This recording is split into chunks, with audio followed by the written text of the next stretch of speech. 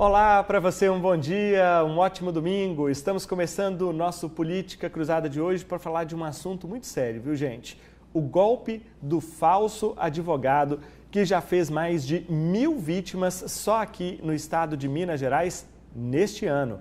Criminosos usam dados reais para enganar clientes, pedindo dinheiro, adiantado por supostas taxas e causando prejuízos que vão além do financeiro, quebrando a confiança entre advogados e cliente. Saiba como funciona essa fraude e, claro, como se proteger. Só em 2025, 1.314 relatos de casos do golpe do falso advogado foram feitos à Ordem dos Advogados do Brasil, no estado de Minas Gerais. Um número que assusta por trazer prejuízo em potencial às vítimas e pela quebra de confiança entre advogado e cliente. Esse número, claro, pode ser ainda maior, pois estamos falando de casos que chegaram à ouvidoria da Ordem. Mas muitas denúncias podem ter sido feitas diretamente à polícia ou mesmo nem terem sido registradas. O golpe funciona assim: os golpistas acessam plataformas públicas ou bancos de dados ilegais e conseguem informações verdadeiras sobre processos judiciais da vítima, como número da ação, valores e o nome do advogado. Eles entram em contato por telefone, WhatsApp ou por outros meios, utilizando nomes, logotipos e até sites falsos para parecerem confiáveis. Daí, eles alegam que a vítima tem valores a receber e mostram documentos falsos, com brasões, sentenças forjadas e utilizam a linguagem jurídica. O pulo vem quando eles solicitam o pagamento antecipado de supostas taxas para que os valores sejam liberados. As justificativas incluem taxa de desbloqueio, imposto de renda, custas cartoriais, emolumentos judiciais e outros papos para enganar o cliente. Esse advogado foi um dos que teve o nome e a foto, além, obviamente, da credibilidade usados por criminosos. Nós mostramos o caso dele, em que clientes perderam o pouco dinheiro que lhes restava ou mesmo tiveram seus dados utilizados para que os golpistas conseguissem R$20 mil. Patamar de R$20 mil, que ele tinha um limite pré-aprovado de empréstimo bancário no seu aplicativo, e ao clicar num link, né, que ele recebeu desses criminosos, simplesmente esse limite pré-aprovado ele foi utilizado no aplicativo bancário, o valor foi transferido para uma outra conta. Nós estamos tentando rastrear para onde esse dinheiro ele foi, qual foi o destino final desse dinheiro, mas chegou num determinado ponto ele foi simplesmente pulverizado em inúmeras contas bancárias.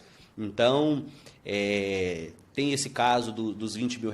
Tivemos outros casos inferiores de uma cliente, que um caso até comovente. Ela disse que os únicos R$460 disponíveis na conta bancária dela para ela vencer o mês, concluir o mês, ela perdeu porque ela também foi uma das vítimas desses criminosos. Olha, e o golpista tem algum conhecimento técnico a respeito do andamento processual ou de consultas feitas junto aos tribunais? Não é à toa que ele acaba passando uma conversa, acaba convencendo a pessoa que muitas vezes é totalmente leiga no assunto. Não é à toa que a OAB está de olho nisso, já existe uma frente para que a pessoa fique atenta, o advogado fique atento e, obviamente, a dica é: desconfie e, se tiver qualquer dúvida, vá pessoalmente falar com o seu advogado. Ele pode ser também uma vítima assim como você. Para acessar esses processos tão detalhadamente, muitas das vezes essas pessoas, esses golpistas, eles usam ali de logins e senhas dos advogados que tenham vazado em algum vazamento de dados ou mesmo que tenham sido vendidos na Deep Web. Isso é muito comum de acontecer. Então, essas pessoas, através desse login e senha, eles conseguem acessar processos de terceiros, obter informações e acessar as vítimas através dessas informações. Informações essas muito condizentes com a realidade. E por isso as vítimas caem nesses golpes. Porque não tem como, né? Ela olha ali, poxa, o advogado dela, com aquela quantidade de informações verídicas sobre o processo, como que ela não vai confiar? Por isso a importância, desconfie sempre. Vazamentos de dados confidenciais dos advogados são parte do caminho que leva a esse tipo de situação. E saber da existência desse tipo de golpe ajuda a possível vítima. A maior arma que a gente tem contra esse golpe é a conscientização. A nossa OAB Uberlândia ela está extremamente dedicada a isso. Tanto levar essa informação em locais públicos, a gente tem uma parceria com a Prefeitura para potencializar ainda mais essas informações. Estar aqui com vocês também, conscientizando a população, é muito importante. Então, você que tem qualquer processo, ou que conhece qualquer pessoa que tenha processo, você precisa avisar essa pessoa para tomar cuidado com qualquer acionamento de advogados, supostos advogados ali, pedindo ali, né, algumas informações processuais ou falando que houve êxito no processo e pedindo um valor em contrapartida. A OAB tem buscado ajudar tanto advogados quanto clientes com relação a isso. Pois é, e para falar um pouquinho mais sobre isso, eu estou recebendo aqui no estúdio do Política Cruzada nesta manhã o presidente da Ordem dos Advogados do Brasil, em Uberlândia, a 13ª subseção da OAB, aqui em Uberlândia, o doutor Luciano Salles Monteiro, que veio falar conosco. Doutor Luciano, muito bom dia, obrigado pela sua presença. Bom dia, Danilo, bom dia aos telespectadores. Bom, nós vimos aí na reportagem, doutor Luciano, isso foi o assunto aqui no jornalismo do Grupo Paranaíba nesses últimos dias, esse golpe absurdo pelo qual, né, os advogados estão sendo vítimas, mas os clientes também. Eu acho que é um conjunto de vítimas que esses golpistas estão fazendo. A OAB de Uberlândia está acompanhando isso? Como que vocês estão trabalhando para evitar com que isso prolifere?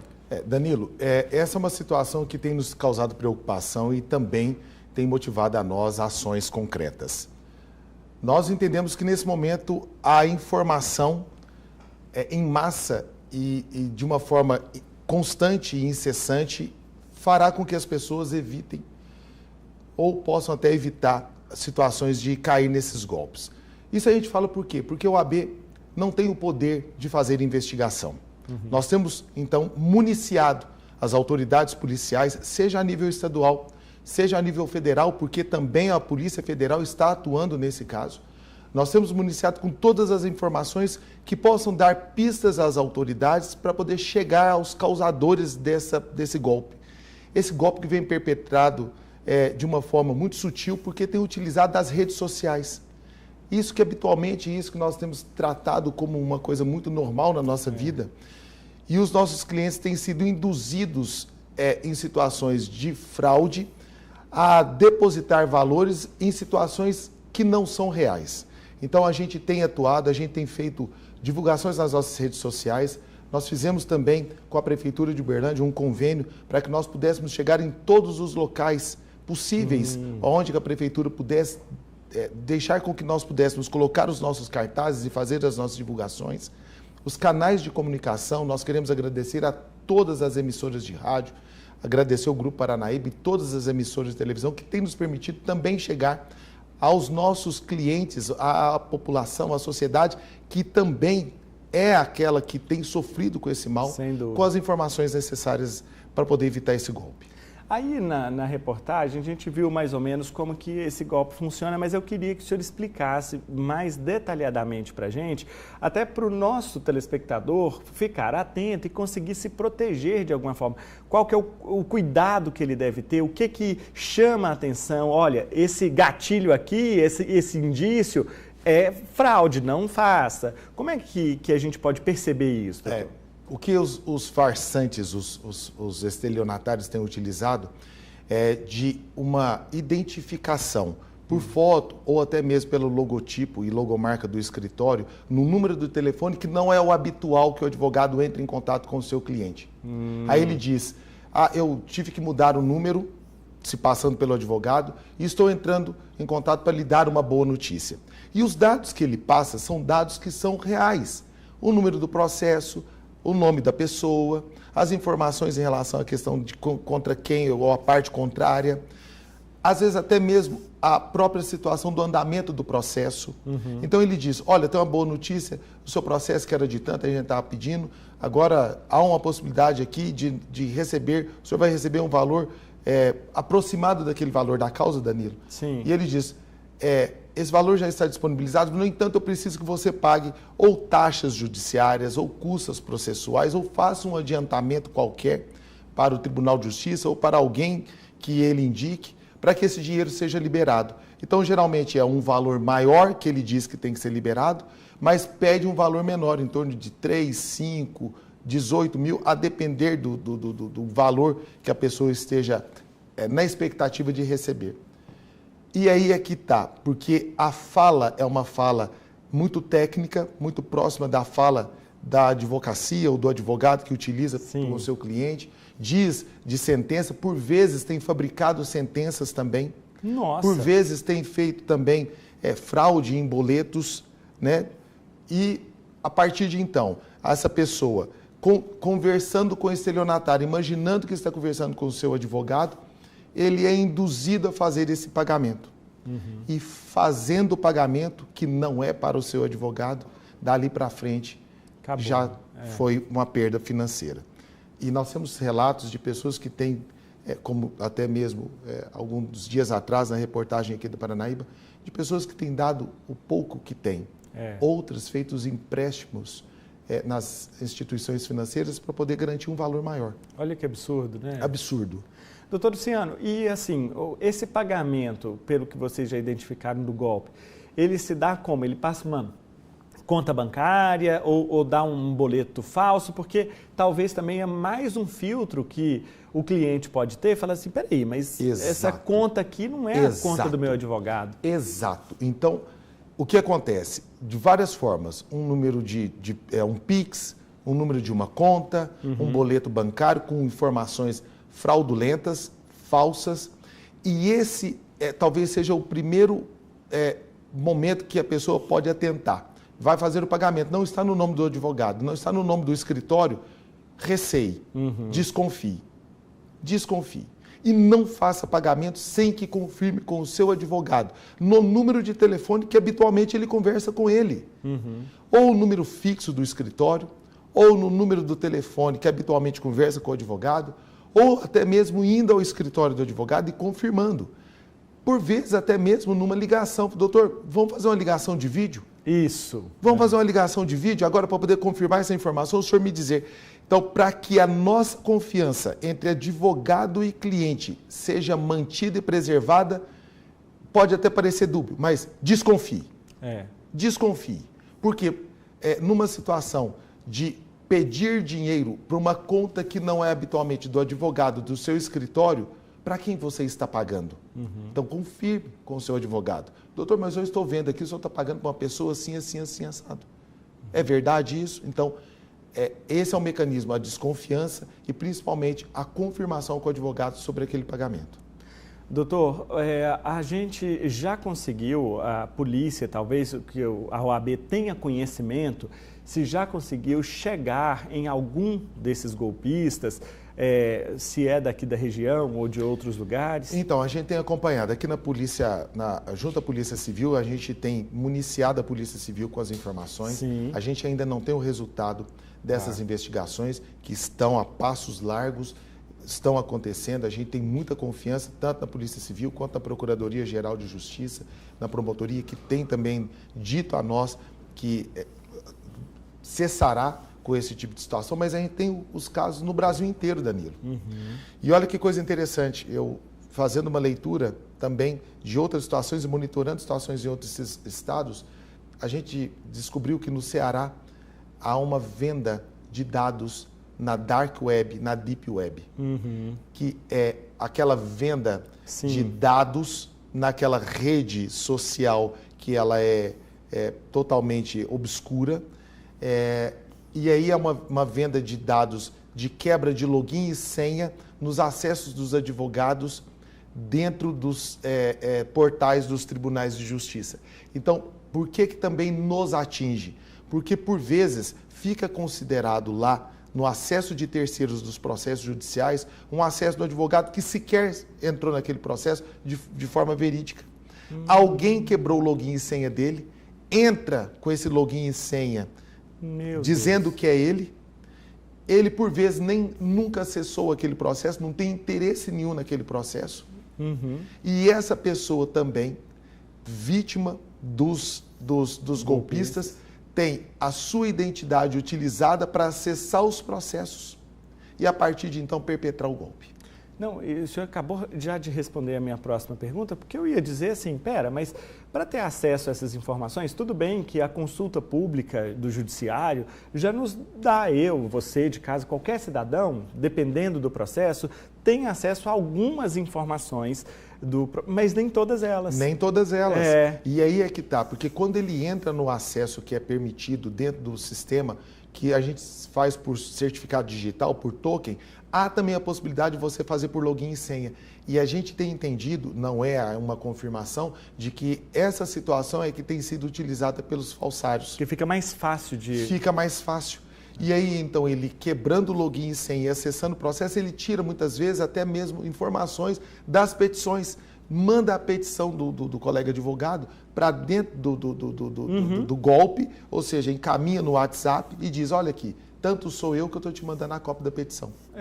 Aí dá para ele simular com muito mais facilidade, porque hoje a inteligência artificial, se produz uma sentença, você coloca a petição lá e já dê uma sentença como se você fosse juiz. Pronto, acabou. Claro, trata-se, a gente estudando essa situação, porque a gente tem que tentar entender por onde é que passa a cabeça desses estelionatários. A polícia tem entendido que se trata de uma engenharia social. É todo um engendro mesmo de situações que vai dando à pessoa uma convicção de que aquele fato e aquela situação que ele está vendo é real, mas que no fundo não é. Agora, o senhor falou muito bem, doutor Luciano, se golpistas, bandidos utilizam das novas tecnologias, do avanço da tecnologia para aplicar golpes, para tirar vantagem financeira e tudo mais, nós também temos que utilizar dessas tecnologias para nos preservar. Claro. Então, tem a videochamada, gente, que é uma coisa simples. Que se pode ser feita para poder evitar. Olha, eu quero ver aí, vamos fazer uma videochamada agora com o advogado, pronto, acabou o problema.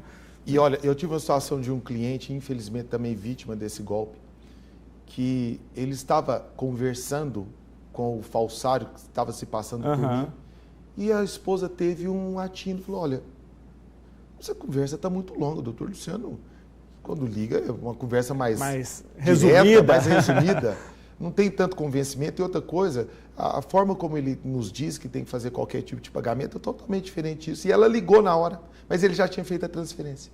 Nossa! E ela ligou e falou assim, doutor Luciano, você está conversando com o meu esposo? A pessoa, não, ele está aqui tratando uma outra situação. Aí ela disse, você está conversando ainda com a pessoa? Estou aqui, eu estou falando com ele agora. Mas ele já tinha caído no golpe. R$5 mil. Meu Deus do céu. R$5 mil. Que absurdo, E isso é um absurdo. A gente tem ouvido histórias, Danilo, de R$18 mil, R$10 mil. Por favor, eu peço às pessoas, não façam qualquer pagamento sem que confirme com o seu advogado no número de telefone que habitualmente conversa com ele. É o número habitual, é aquele telefone celular que você fala com ele. Faça uma ligação por vídeo. Faça uma ligação no telefone fixo do escritório, como foi o caso dessa cliente que ligou no fixo do escritório. Vá ao escritório, a gente tem essa possibilidade, somos uma cidade grande, mas nada das nossas distâncias serem monstruosas. Vá ao escritório antes de fazer qualquer pagamento. É isso. Esse cuidado e o recado está dado, gente. Mas assim, doutor Luciano, é comum na prática da advocacia brasileira os advogados receberem valores dos clientes para fazer o pagamento de taxas, custas processuais, ou esse caminho é direto com o cliente? Vamos supor, o advogado manda a guia e você paga a guia. Como é que funciona isso? Há uma prática tanto dessa primeira situação que você falou, quanto da segunda. No nosso escritório, nós preferimos encaminhar a guia para o cliente e ele faz o pagamento. Em outras situações, o cliente ele faz o repasse para o escritório e aí faz o pagamento. Mas o que é importante dizer é que se a guia for encaminhada para o cliente, quem vai ser o destinatário do dinheiro vai ser o Tribunal de Justiça. Isso. Então olhe lá. Olhe lá. Olhe quem está sendo destinatário do valor. Se for qualquer outra situação que não seja Tribunal de Justiça, Tribunal Regional do Trabalho, Tribunal Regional Federal, que recebe esse valor e esse dinheiro é vertido diretamente para os cofres do tribunal, desconfie.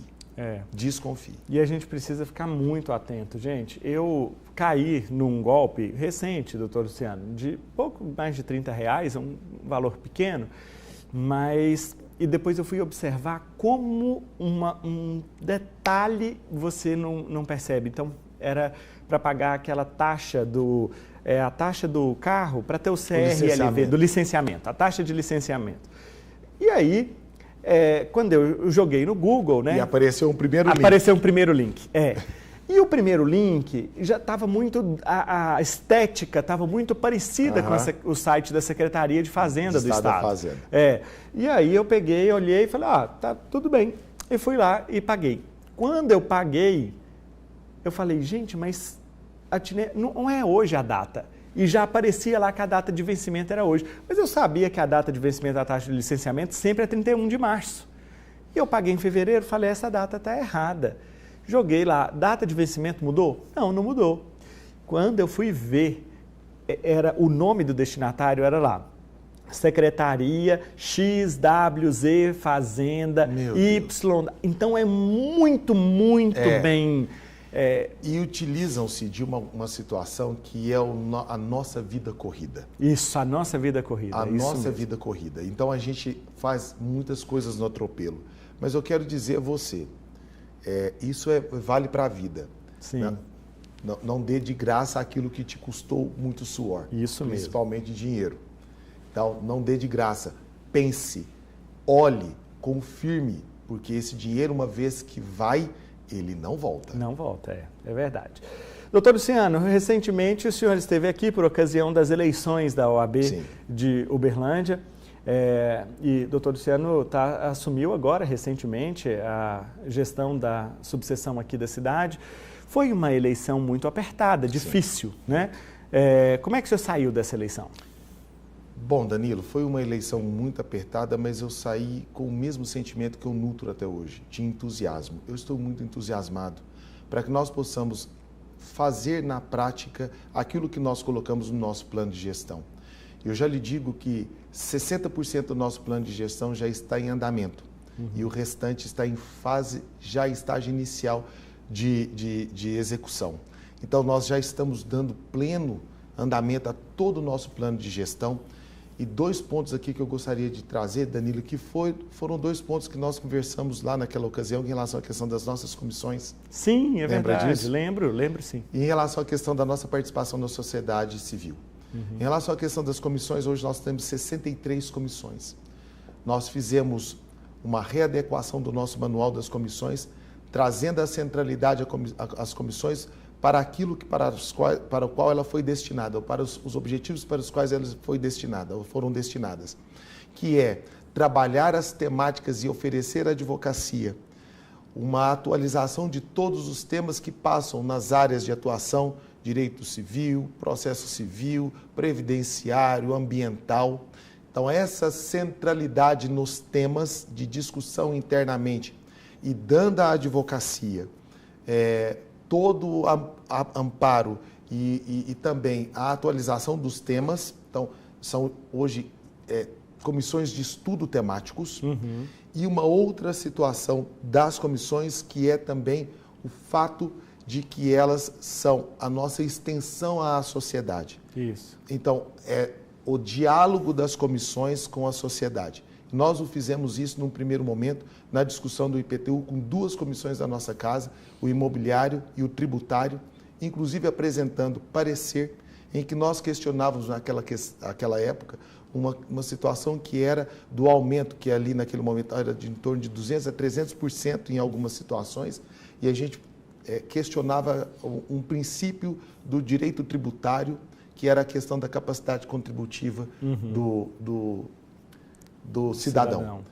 Então, foram discussões em altíssimo nível, que foram conduzidas pelas nossas comissões, e disso nós nos alegramos muito.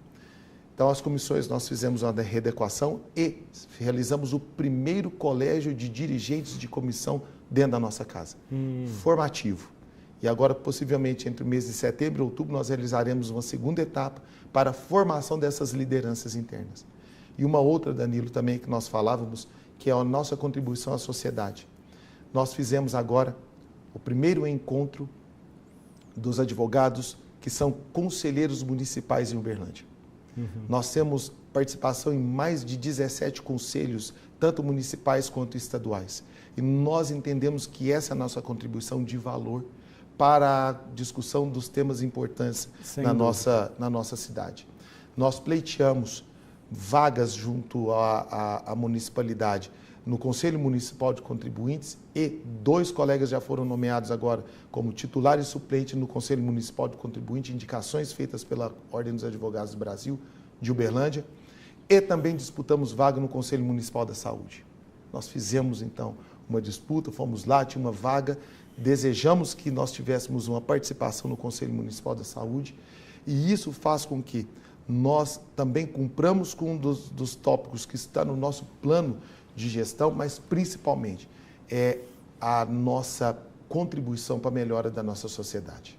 Isso é importantíssimo. Importantíssimo. A OAB não pode ficar enclausurada. Não. Precisa romper os muros do prédio e viver a vida da sociedade. Claro. Porque o advogado tem uma função, uma responsabilidade social. Não é só o trabalho dele. Não é. O trabalho dele influencia no andamento da vida da sociedade. Até porque, Danilo, a gente precisa entender o que trata aquilo que a gente tem de mais precioso, que é a nossa participação como profissão dentro da nossa Constituição. Lá diz que nós somos essenciais à administração da justiça. Administrar a justiça é extrapolar os muros do Poder Judiciário. Isso mesmo. A gente tem que participar da vida da sociedade. E isso para nós é muito caro, Danilo. A gente tem trabalhado isso com uma seriedade muito grande dentro da nossa casa, porque a sociedade clama por essa participação da OAB. E nós, assim, entendendo isso, fizemos um primeiro encontro, e eu quero lhe dizer, com 3 situações diferentes nesse encontro dos conselheiros municipais. Tivemos lá a presença do Dr. Oscar Virgílio. Sim, a referência. 92 anos, e ele tem 64 anos de inscrição de ordem, Danilo. É um daqueles casos de homens que guardam a história em si. E nos disse, e para os seus telespectadores, uma informação importante. O nosso primeiro prefeito, Augusto César, aquele que administrou, era colega advogado. É mesmo? Não, e o doutor Oscar sabe tudo, ele tem um livro, Tudo. Eu tenho um livro em casa que ele me presenteou, Das Sesmarias. Das Sesmarias, e conta tudo isso, a história de Uberlândia, a história política administrativa de Uberlândia, super interessante. E isso, ele trouxe um relato, um recorte da participação da advocacia na vida da cidade. Foi uma das mais belas situações de palestra que eu já vivenciei dentro da casa. Depois nós tivemos o Dr. Tiago Nunes, que inclusive já foi procurador da Câmara Municipal de Uberlândia. Outro advogado de super referência. Exatamente. Foi hoje nosso presidente da Comissão de Direito Administrativo, que falou do papel de importância dos conselhos municipais dentro da estrutura das cidades. E, por último, o nosso colega Luciano Vilela, que é procurador adjunto, falou da expectativa que o município tem enquanto a participação dos advogados dentro dos conselhos. Então, nós foi uma verdadeira aula naquela noite, e nós assim faremos outros momentos a fim de capacitar os nossos conselheiros municipais a bem representar a nossa instituição junto a esses conselhos. Excelente. Doutor Luciano, ficou algum tipo de atrito, animosidade com a chapa que disputou a eleição na gestão da OAB? De jeito nenhum. Eleições findadas, a vida segue. É o bem da advocacia. Nenhuma da nossa parte. O que nós temos agora é uma ordem dos advogados, 13ª subseção, para que nós possamos gerir. Nós queremos fazer isso com toda a advocacia. Com toda a advocacia. Logicamente, nesse momento, Danilo, você conta com aqueles que vieram nos cargos de direção, de conselho, e são esses que a gente tem. Mas nenhum tipo de animosidade, nenhum tipo de situação de adversidade. Dias atrás, nos encontramos, eu e a doutora Rosíris, num momento lá na Universidade Federal, em que nós partilhamos mesa para poder falarmos das nossas experiências profissionais aos jovens que estavam ingressando no curso de Direito. Então, nada ficou de desentendido ou numa situação de rusga. Tenha de mim essa certeza. Que bom, isso é importantíssimo, Muito. Porque a gente tem que ter o limite até onde a política vai, claro. E até onde a gestão, a administração precisa ir. É claro. Doutor Luciano, uma das coisas que nós falamos aqui já também, eu falava outras vezes com outros gestores da OAB, é a questão do prédio, né? A OAB tem um prédio organizado, bonito, mas está muito distante do setor judiciário aqui de Uberlândia. O fórum está tudo aqui no bairro Tibério, o Justiça Trabalhista, Justiça Federal, o fórum. Então, quer dizer, está muito distante. E eu me lembro que a prefeitura, inclusive, tinha doado um terreno para a OAB. Que dia que vai sair esse prédio novo, doutor Luciano? Estou tão feliz em falar disso, Danilo. Olha só, nós temos, para poder trazer essa informação, nós temos o nosso prédio, que é um prédio já de 25 anos, a inauguração foi no ano 2000. É um prédio que está ali localizado ali na Rondon Pacheco, 980. Nós agora fizemos uma reformulação ali da fachada, colocamos lá a identificação visual, ficou bonita, ficou aparente, a gente realmente está dizendo a cidade onde nós estamos, mas nós temos um local de atendimento da advocacia ali na Espírito Santo 120, que se chama Escritório Compartilhado. Então nós estamos também próximo ao fórum, na Espírito Santo 120, inclusive com salas de atendimento, salas de audiência. Nós temos atendimento nutricional, fisioterapia, que é o braço assistencial da OAB, que é a Caixa de Assistência dos Advogados, e que nós estamos ali de forma permanente, de 8 às 18. Estamos estudando fazer um aumento do horário para ir até às 20, para poder atender o advogado, seja numa audiência mais demorada, seja até mesmo nesses atendimentos de nutrição, fisioterapia e até mesmo nosso programa de atendimento psicológico. No entanto, nós estamos falando aqui do prédio que está ali sendo agora finalizado o seu projeto na Rua São Paulo, ao lado ali do Ministério Público Estadual. O que nós fizemos já no primeiro momento em que nós chegamos à nossa casa? Nós olhamos para o projeto que tinha e nós submetemos esse projeto a uma análise de viabilidade, para entender o que é que nós podíamos fazer para que a gente pudesse evitar com que valores pudessem ser dispendidos ali e a gente não pudesse ter um proveito maior do prédio em si. Pois bem, esse endereço da Rua Espírito Santo a gente quer levar para a Rua São Paulo, ou seja, vai ser um prédio da Caixa de Assistência e assim ficará consolidado. O projeto a gente deve finalizá-lo ainda nesse mês de agosto e esperamos começar essa construção o mais rápido possível. O dinheiro já está empenhado, nós estivemos lá em Belo Horizonte agora no mês de julho, já conversamos com a Caixa de Assistência dos Advogados, já conversamos com a OAB, nós conseguimos fazer a readequação orçamentária e eu tenho uma expectativa, Danilo, que com a mudança que nós fizemos de uma construção um pouco diferente daquilo que se propunha anteriormente, nós tenhamos aí a entrega num prazo de 2 anos. Eu imagino que então, no início do segundo semestre do ano 2027, a gente tem a entrega desse prédio. A gente está fazendo ele de uma forma funcional, com estacionamento na parte de baixo, com andar em torno de 600 a 700 metros de atendimento da advocacia e a gente sonha também com um outro andar em que a gente vai ter a possibilidade de ter ali local de evento. Mas ainda está no projeto, precisa ser aprovado ainda pela Caixa, mas está dentro do orçamento que nós temos para execução. Isso que eu ia te perguntar, o dinheiro tem? Tá, o dinheiro tem. O dinheiro tem. Nós tivemos lá, esse dinheiro já está empenhado, conversamos isso já na Caixa de Assistência, que é essa primeira etapa que foi da fundação, da onde estão saindo os recursos, e a gente está fazendo empenho. Eu quero agradecer aqui a nossa presidente da Caixa de Assistência, a doutora Ângela Botelho, que foi a nossa presidente aqui. Sim, então. É ela que é a presidente? Ela que é a presidente da Caixa de Assistência em Minas Gerais, e as nossas conversas têm sido nesse sentido.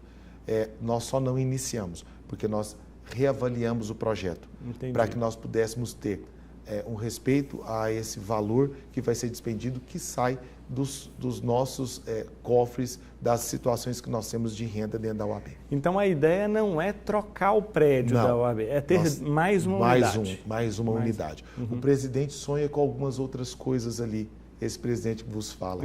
Nós temos ali uma situação, talvez, de também aumentar a nossa sede, mas aqui na São Paulo vai ser um ponto de atendimento que nós contemplaremos advogados nessa parte assistencial, aumentando as salas de atendimento agora do escritório compartilhado, salas de atendimento para os advogados com seus clientes, também salas de audiência das audiências virtuais. A gente quer também trazer um espaço de espaço kids. Quem sabe a gente também trazer uma situação de um espaço de confraternização. Serão 2 espaços, então, construídos e à disposição da Advocacia de Uberlândia. Quem sabe, você faz ali na parte de cima um centro de convenções, né? Porque tem muitos eventos que a OAB pode realizar. Aí a gente vai ter um desafogamento também da nossa sede, que é uma sede bonita, é uma sede que ela eu acho ela linda, Danilo. Eu acho ela muito vistosa, mas ela já está apertada para os nossos propósitos. Sim, é uma sede de 25 anos atrás. Exatamente. Né? A estrutura já está apertada para os nossos propósitos. Uberlândia era outra, né? Era outra. Doutor Luciano, só para encerrar aqui um minutinho que eu preciso te perguntar. Foi uma polêmica danada a segunda fase da prova da OAB, última que passou, em Direito do Trabalho. Eu sei que a OAB, na verdade, contrata, né, a FGV para a realização da prova, mas eu acho que foi um ponto de preocupação para a instituição, porque a repercussão foi muito negativa. Foi muito negativa, Danilo. Assim, a ordem, eu acompanhei, e aqui cabe um ponto importante. Você disse, é realmente isso, nós temos um contrato com a instituição que realiza o certame, mas é um ponto de observação, porque a OAB também tem uma comissão no Conselho Federal que trata do exame de ordem. Minha opinião enquanto gestor, nós temos que dar às pessoas a certeza de realizar uma prova sem sobressaltos. Isso. Porque há um desgaste. Já há o desgaste, você bem se lembra, que você também passou por isso, sim. Nosso próximo colega advogado, mas há um desgaste, já uma situação tensa na realização. Imagina agora uma tensão que se estende para uma situação de você não saber se a prova ou se a peça que você fez é adequada ou não. E aí a OAB abriu a possibilidade. O importante foi isso, a OAB reconheceu que realmente tinha uma situação de dubiedade, ela ampliou as hipóteses de correção da prova, mas é um ponto de observação. É um ponto de observação. Eu acho que é um aprendizado para as próximas. Claro, né? claro. O exame de ordem é um exame muito sério. Muito. Quando eu, estudante de Direito, que encerrei agora, a gente passa os 4 anos e meio, 5 anos falando disso, do primeiro dia de aula até o último. Então, a gente não pode chegar lá no final e passar por uma situação como essa. É um investimento de uma vida. Né? Muitas famílias gastam dinheiro, horrores, para poder formar um filho. E aí chega lá nessa situação, realmente é muito grave. E a instituição, por ser a instituição séria que precisa olhar isso com uma certa atenção. Eu acompanhei, eu quero dizer de novo, eu acompanhei, nós recebemos algumas situações, eu conversei com alguns candidatos que tinham feito a prova, dizia a ele dessa limitação nossa em relação a essa situação de resolução da situação, mas nós fizemos chegar aos colegas que estão no Conselho Federal as nossas preocupações, eles já estavam sabendo disso, mas dentro da concentração das competências das comissões, a comissão do exame de ordem, conversando com a instituição, e inclusive isso foi publicizado nas redes do Conselho Federal, nós conseguimos chegar no entendimento de aumentar as possibilidades de correção da prova prática para que pudesse contemplar as situações. Essa foi a grande vantagem, né? Porque pelo menos deu para reparar em parte o dano sofrido pelos candidatos. Isso é o que importa. Este é Luciano Salles Monteiro, doutor Luciano, presidente da OAB de Uberlândia, falando aqui conosco. Doutor Luciano, olha, um prazer enorme tê-lo conosco mais uma vez e pode voltar outras vezes quando tiver notícia boa. Eu fico feliz em vir aqui mais uma vez, Danilo, você é sempre muito gentil, eu sempre lhe digo isso. Um colega advogado, espero em breve fazer a entrega da sua carteira. Vou receber das mãos dele, gente. Daqui uns dias vou receber a minha carteirinha. Eu estou feliz por isso. Já tinha lhe dito isso naquela vez que nós estávamos aqui, já tinha felicitado você pela sua aprovação. E a Ordem dos Advogados do Brasil, 13ª subseção, OAB Uberlândia, se coloca à disposição da TV Paranaíba, de todos os meios de comunicação, para que nós possamos manter um diálogo aberto e sempre pontual. Obrigado pela oportunidade. Obrigado. Obrigado, doutor Luciano. Doutor Luciano Salles Monteiro, presidente da OAB, falando aqui conosco.